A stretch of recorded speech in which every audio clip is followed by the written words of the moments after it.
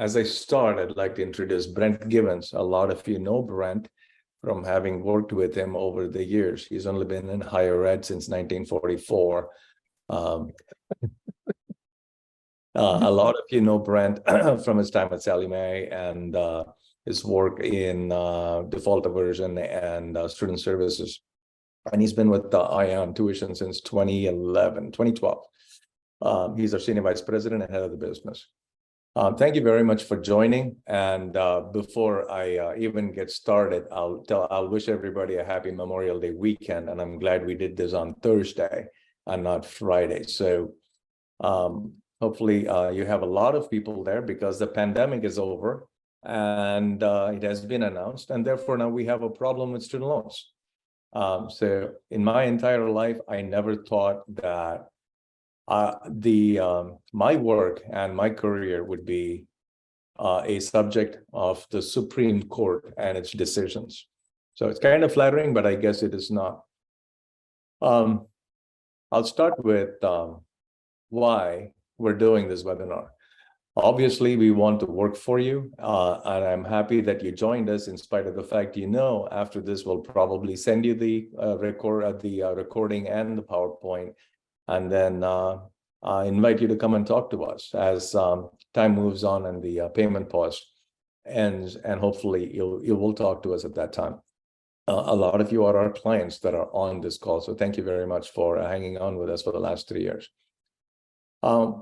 We want to communicate weekly to the sector that we serve, community colleges, not-for-profit and for-profit colleges, predominantly, on the daily changes that are happening, but we'll share it with you weekly. We want to help financial aid professionals and those who are working on student success teams across the sector, because you're going to have a lot of additional work. I was talking to the Dean of Students at Columbia Business School. They've got 2,500 students in 3 cohorts, and they're panicking at the number of phone calls they're going to get. Some of you have thousands of students in your cohorts that are going to be calling you and being confused about what they should be doing. So we want to get you more information and hopefully toolkits that you can deploy yourself, or we can help you. Last thing, like I said, we like Friday before holidays, and we love higher ed. There's not a whole lot else we do well, but all of us on the ION team, if you put us together, we probably have 400 years of experience in higher ed and student loan servicing.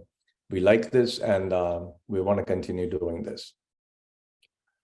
I'm not going to read out everything to you. You know the statistics. It's everywhere from the Wall Street Journal to Politico and the Hill and the LA Times and the local newspaper. Chaos is not a theory any longer. The repayment cliff is coming. The Secretary of Education has admitted it. And I'll go through the hearing on the Hill that happened yesterday with Secretary Kaval and Richard Cordray from Federal Student Aid.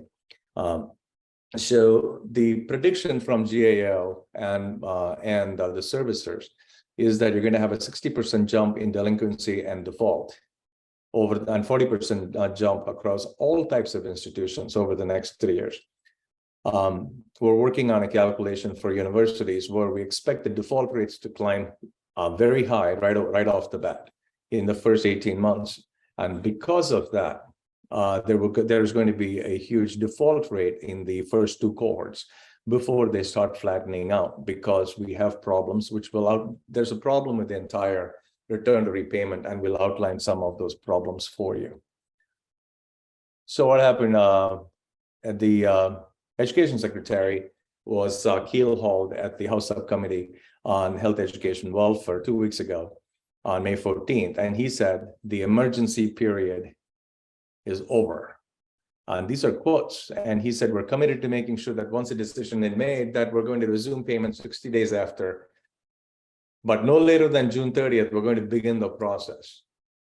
There are experts, way better experts than I am in servicing, who've run thousands and thousands of employees on loan servicing from Bank of America to Mohela, who are saying 60 days is not enough for us to get ready to service 33 million borrowers, defaulted and current, are going into repayment. And yesterday, there was a House subcommittee hearing with James Quell, the Undersecretary for for Education, and Richard Cordray, the Chief Operating Officer for Federal Student Aid. Jim said he is confident about the legal standing on loan forgiveness, that the Supreme Court is going to come back with, we can forgive loans. The problem is that he wasn't talking about the fact that even if you forgive $10,000 or $20,000 for those who are eligible, folks that still have balances higher than 10 or higher than 20,000 still have to enter repayment. The issue was not addressed. And of course, the legal standing is with the Supreme Court, and the confidence issue, something that the White House has been talking about for 6 months now. Cordray said it's an unprecedented task of entering millions of borrowers in repayment. Unprecedented. This is from the Chief Operating Officer of FSA, and they don't have the budget to do this. They've already told Congress that we don't have the budget to handle this repayment. You have to give us more money. And Congress is not going to do that. Virginia Fox said she submitted a letter into the record, and it says, servicers have not received final written guidance on getting borrowers back to repayment, not yet being granted permission by Federal Student Aid to communicate with borrowers about repayment and other issues. Now we know that this is a cliff. We'll send you the recording. I don't want to read what Cordray said, but he says, we took defaulted borrowers, now we're going to make them apply for federal student loans, and those 9 million, 7.5 million people are going to go into current status, which means that they're going to be part of the servicing group. The servicers are going to get even more accounts to service, and they were previously defaulted. So we have a pretty big problem, I think, across the sector. By the way, at any point in time, if you have a question, go ahead and ask the question. I don't want us to wait till the end. And I'm hopeful we'll get this meeting done in 45 minutes, and I'll give you 15 minutes back, at least. But I welcome questions as we go through this. So what are the 3 things borrowers need? And these are things you already know. They need servicer information, but that's going to be a problem because 15 million people have been moved from 9 servicers to 4 servicers. So 15 million have new servicers. People have to know what their student loan debt is, which means the phone calls are going to take 15 to 20 minutes just for them to understand where is the student loan, how much is it? Because 3 years of graduates have not made a single payment yet. They have no idea what they have. And what are the repayment plan options? Well, there's only 31 of them. The servicer has to explain all of them.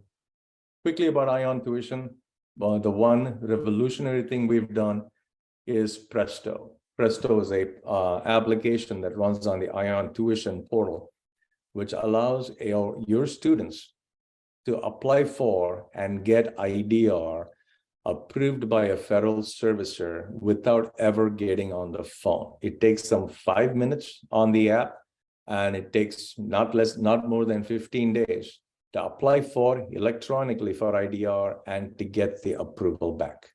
That is Presto. We're the only ones in the marketplace that do it, which makes Ion Tuition pretty cool because we can handle a lot of volume and not have to be making phone calls and things like that. People can go on the site and they can apply for IDR and get qualified.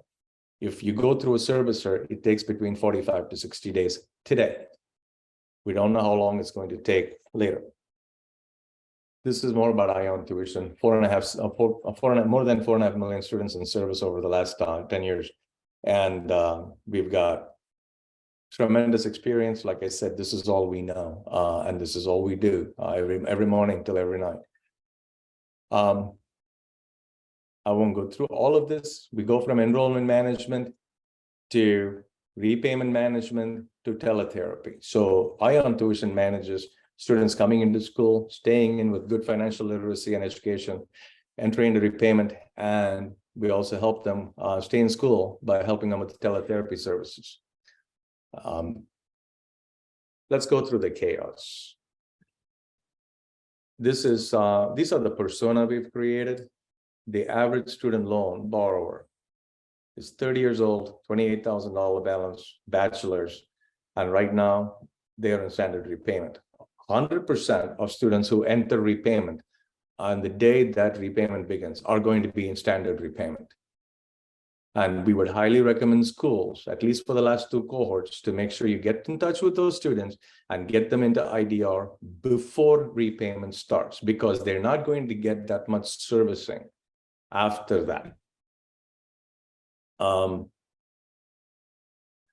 The other profile of borrower is the most at-risk student. Now, GAO said in their the services and conversations with GAO in August 2022, before the last repayment start date, said that they consider 60% of their portfolio, they consider students to be high risk of default.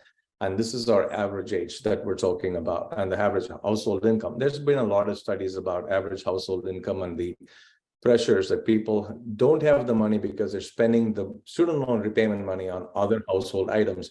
And this has not been part of their budget for the last 3 years. We need to bring this to top of mind for all of these students. How can we help your students? How do you help your students? There's two ways. I've also added employers here, because all of your schools are also employers for you and all of your colleagues and staff, from your principal, from your chancellor down to all the way down to the janitor. Employers are helping their employees, and colleges and universities are helping their students. So the way we help everybody are the services in the middle. Online repayment planning. That's what Ion Tuition does. I don't believe there's another platform that does it online other than studentaid.gov. Online IDR enrollment, access to our counselors, and financial literacy as they go through it. For employers, your school employers, we can help with public service loan forgiveness and make it electronic and make it easier for your HR groups. Your employer, your school can help you pay down any student loans that you might have yourself under the Secure 2.0 Act. So those are the things we do for both employers and employees. I won't go into Secure 2.0 because we're concerned about our students today. More than happy to send more information on that. So we already talked about servicers, and we talked about the high-risk portfolio. We talked about the number of servicers and the 15 million students. Key among this is Nelnet has cut its staff. I think they did that about 6 weeks ago. The department gave them a unilateral price reduction for their loan servicing activities. Nelnet immediately cut 850 employees. The problem is, in August of 22, the servicer said that they need to hire 8,500 new employees in order to handle 30 million borrowers at that time. Now it's 33 million borrowers that are entering repayment. The ability for them to make phone calls, we calculated in the first 2 weeks, if they make one phone call only to the 33 million borrowers, they will need an excess of 5 million minutes in the first 2 weeks. That's only talking to 20% of whom they call. And that works out to thousands, I think 21,000 man hours in 2 weeks.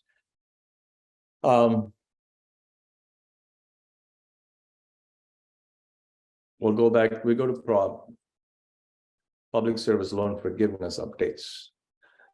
The department has made progress. School employees qualify. You can, if you want, on the chat, tell us how many of your school employers provide a free service for you to electronically file for public service loan forgiveness, to certify it, and to annually certify it. If you let us know by email, that's okay too. We'd love to come and talk to your school HR groups and let them know this is something we do for you and your colleagues. That's public service loan forgiveness. They're trying to do an electronic PDF that you would fill out, and then you would send it to Mohela. Mohela will then send an email to your school administrator, who will then certify your employment, and then they would get it back and process PSLF.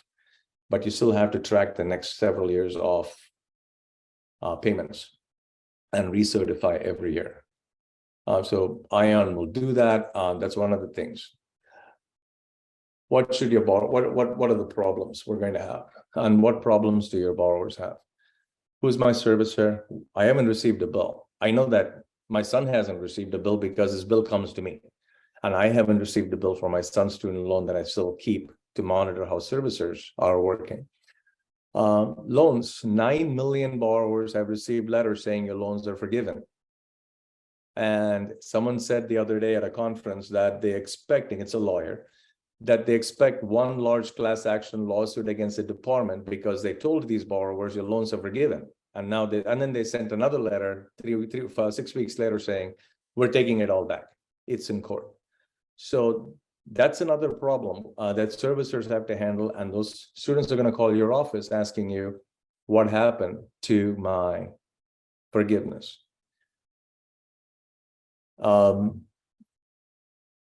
Public service loan forgiveness, what is fresh start? That's when the department said, when repayment starts, people in default have 1 year to enter IDR, and then they will be moved to a new servicer. Not only that, and you might want to talk to your enrollment folks about this. If a student comes to you while the loan is in default, now they can enroll in a program of study, doesn't have to be the old program. And at that moment, they can enter fresh start, become eligible for federal financial aid, as long as they enroll, the loan is moved out of default. So there is another opportunity for schools to restart, re-enroll students who are in default, but fresh start starting bigger problems at the same time for servicers and for your schools. Students are going to call all of you for that. Like I said, Columbia and Georgetown Law School, they're seriously worried about how their financial aid offices are going to handle, I don't know, 500 phone calls in the first 3 months or so. So I know that our schools will have a lot more volume of phone calls. We have prepared a what Jared calls a playbook. How can you and what can you do? In my experience in higher ed and in activities around the Hill, the one thing that I've learned and people have told me is that members of Congress, the White House, public media, and everybody, all we've done is tell students and families that you may not have to pay your loan back now or ever. That influences behavior. So everyone so far has waited to see if there will be a broad forgiveness or a broad cancellation. Even I'll never have to pay what I got. And this behavior, unfortunately, has to be changed by you. You have to tell your students in your cohorts, no, you're not getting forgiveness. You have to pay your loan back. They're going to go, well, that's not what we hear. I'm sure I can wait. I don't care if I go into default.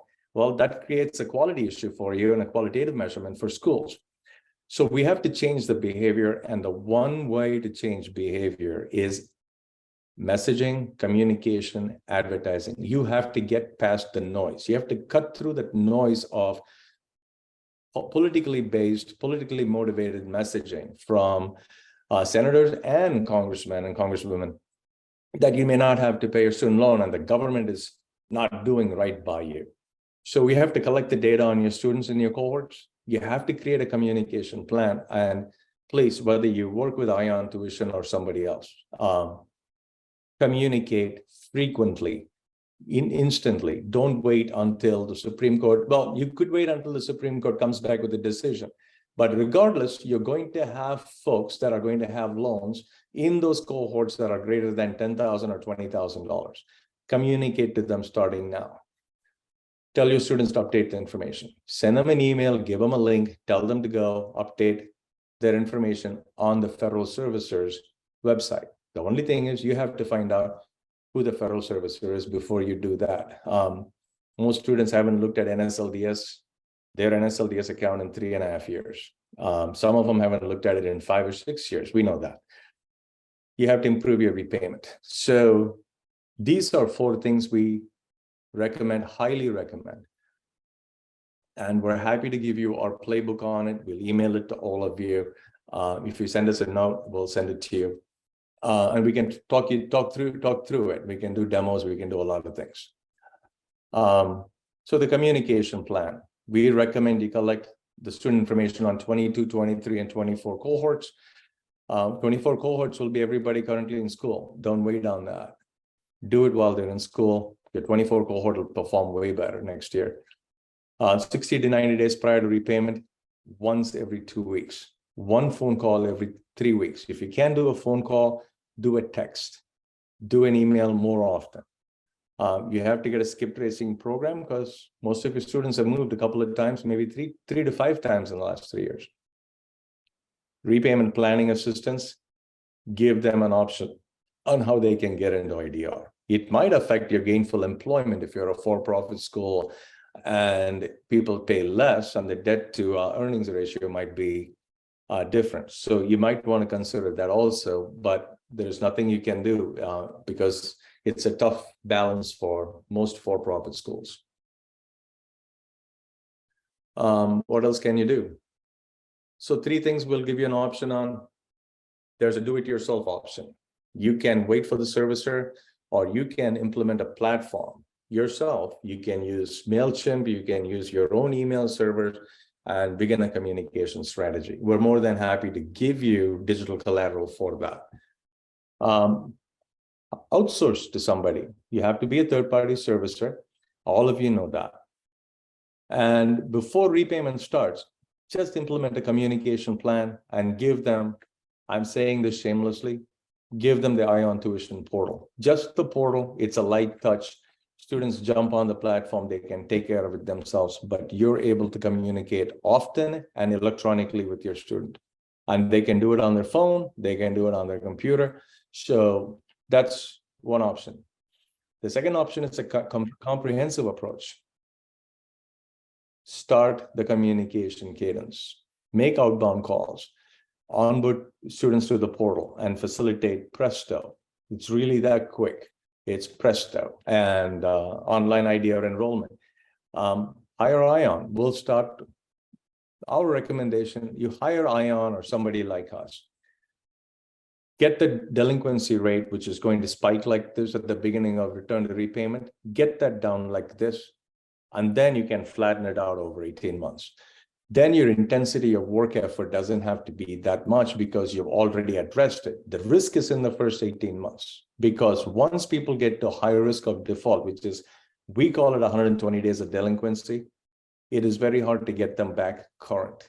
And if you put them in forbearance to get them current, there's a whole different problem on that one. So we would suggest, these are 3 options. Do it yourself, do it with just electronic tools and platforms, and do it with a comprehensive approach, and do it early so you don't have to do more later.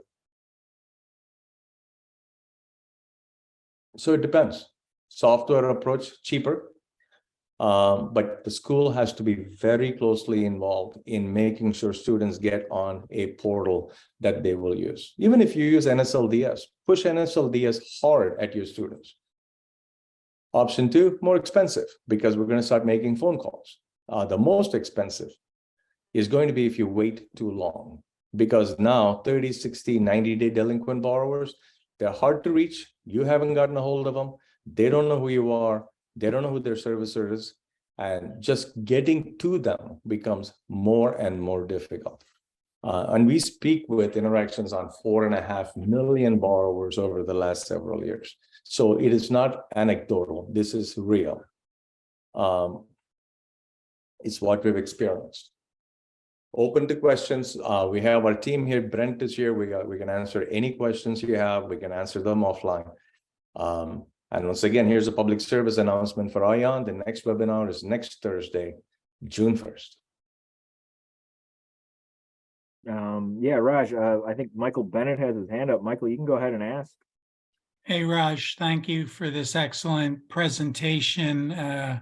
I'm already breathing in a paper bag after looking at all these numbers. But I wanted to know, most of us on the call are clients, you know, and the additional services, particularly the phone call, you will let us know what the cost would be to do that if we wanted to go in that direction. Thank you for that nice fastball, hanging fastball, Michael. Great to hear your voice, by the way. The cost depends, for us, the cost depends on the school and the volume and when we get to talk to the student. The earlier we start servicing, the less work we have to do. And the less work we do, the less cost to the school over a period of time. And you can move students into a cohort and place them with us and out of the cohort and take them out. So we can do all of those. And we will talk to every school individually. In general, I'll let Brent, I hate to put Brent on the spot.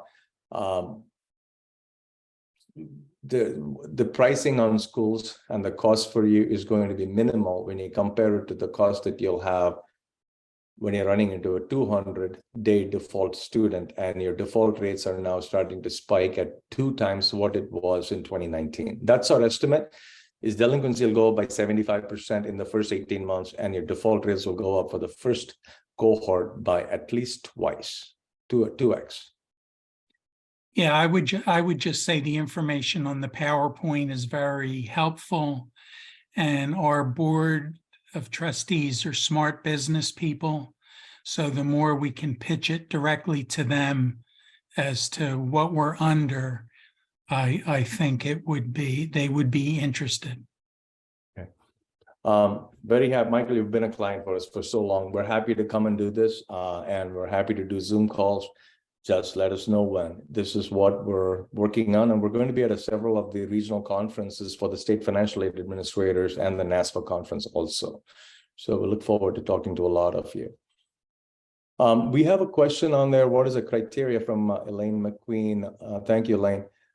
For what is the criteria for loan forgiveness or the process? On loan forgiveness, there are 2 issues the Supreme Court is dealing with. The first one is legal standing, and whether the plaintiffs, Mohila and the Texas group, have legal standing to sue the education department, and if there is real harm. And the assumption is the Supreme Court would have already remanded that to the lower courts, the Federal Appeals Court, again, if they did not see legal standing. So we're pretty confident from that perspective. It's not me, I'm not a lawyer, but in talking to several lawyers at conferences, they're very confident that if the Supreme Court had a problem with legal standing, they would have dismissed it and taken it back to the Federal Appeals Courts. Now the Supreme Court now has to decide if there is harm to Mohila or their other businesses, and that means that they could weigh in favor of the administration, which means they move forward with $20,000. You get $20,000 forgiven if you're eligible for Pell Grants or you're under 150% of poverty line, or $10,000 if you're making less than 150% above the poverty line.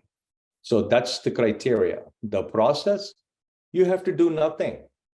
The department looks at your loan amount, if you're eligible for forgiveness or not, and you certify really by just an email or a form that you fill out. I only made $35,000 last year. That's it.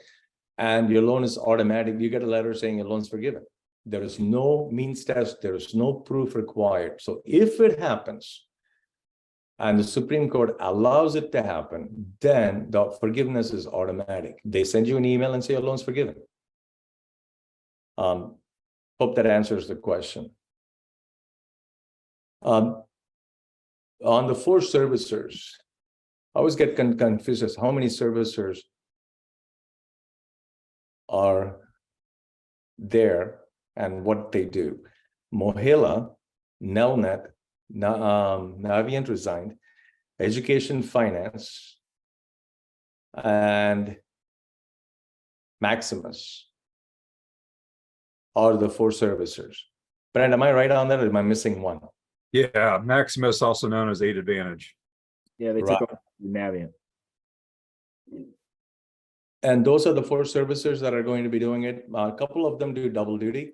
Maximus has to also service the default portfolio and the they have the default resolution group and the systems that they have to handle. The second thing is that Mohila will handle regular servicing, but they are going to be the only servicer handling public service loan forgiveness. That was taken when FIA resigned, but Pennsylvania Higher Ed resigned.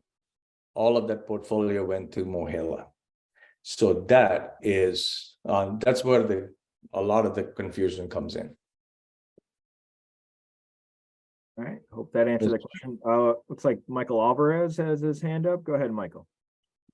So you talked about a little bit of what it actually means to be forgiven automatically. What does the one-time account adjustment that the servicers are doing now, how does that play into the forgiveness, and is that an automatic process? This is actually very nice for people that are in public service, and public service loan forgiveness applies to everybody working in not-for-profit schools, police officers, firefighters, and those quasi-state or local government agencies that are considered not-for-profit. So the village of North Barrington, it's considered a not-for-profit. So if you work at Village Hall, you're eligible for public service loan forgiveness. In July, the department's going to put in effect a one-time adjustment, which means that if you entered public service, let's say in January of 2019, on January of 2024, you would have had a full 20, 21, 22, 23, 5 years of repayment, because they're going to count the period of the pandemic payment pause as if you have been in repayment. So technically, if you've been in public service, let's take Mr. Bennett. If Michael's been at St. Petersburg and he has been in repayment for 6 years, they will add 3.5 years more as if you've been in repayment. And in 6 more months, Mr. Bennett's loans are forgiven. So this is a one-time adjustment they're making, and they're going to use in your lifetime in public service, any periods of forbearance. So if you have 6 years of forbearance, that's added in as if you were in repayment. It's a one-time, and they're going to do in July. So any of your schools, any of you that you're in a for-profit, not-for-profit school, or your family members that are in not-for-profit organizations and they have student loans, let them know. Because you get 3 years free as if you were in repayment. And on top of that, every period of forbearance is considered being in repayment. Did that answer your question, Mr. Alvarez? I heard this was actually going to go through the end of 2024. Is that not correct? Because July would be prior to the end of the payment pause, but I thought this was going to continue through the end of the 2024 year. It is a one-time adjustment, not as if it's on one day. It continues through until the department stops the adjustment, and it's supposed to go through 2024, yes. Okay, thank you. All right. Mary? Coming through chat. How do you think the debt ceiling may affect any type of student loan forgiveness being decided upon right now? Did they raise the debt? Has that happened yet? Congress is going away for the Memorial Day weekend, and I think they're starting their summer break or whatever they call it on Friday. As of this morning, the debt ceiling they haven't approved the debt ceiling. I haven't looked at it, but a quick look at the stock market, the Dow Jones will tell you if it's been agreed to or not. The impact of the debt ceiling and the student loan and the debt ceiling agreement between the GOP and the administration. The GOP has very clearly said the money you're going to spend on loan forgiveness is off the table. And the new IDR program, where you get 5% of your income and within 10 years a loan is forgiven, the GOP is saying you need to get rid of those two programs. The low end of cost, according to CBO, on both of those is somewhere close to $750 billion. The high end of CBOs, if depending on how many people go into those programs, because CBO does it based on contingencies, is about $1.6 trillion. That's both the loan forgiveness and the new IDR. Under the new IDR proposed, the estimate from CBO is that over their lifetime of a student loan, people will only pay back 20% of what they borrow in principal. So the Republicans are completely against any forgiveness and any new IDR program, and there's not enough money to pay for it. The administration has said, we're not coming off it. They want the forgiveness and the new IDR on the table. So that's all I know. Nobody tells me anything else than folks talking about it informally. The issue is that if Supreme Court says you cannot do forgiveness, at least that's off the table. But by that time, the country would have defaulted on a lot of its debt because Supreme Court's are now making an announcement until June. So that's all I know, and I don't know where. None of us know where it's going to end.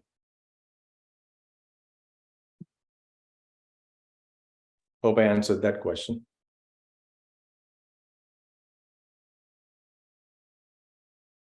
All right. Any other questions?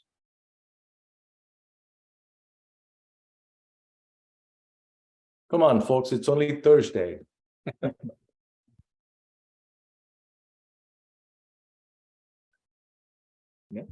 Okay. All right. If you'd like, we'll send the deck over, and we will hopefully talk to you at some point soon. Thank you for being here. Really appreciate it. Yep. Enjoy your weekend, everyone. Thank you, Raj.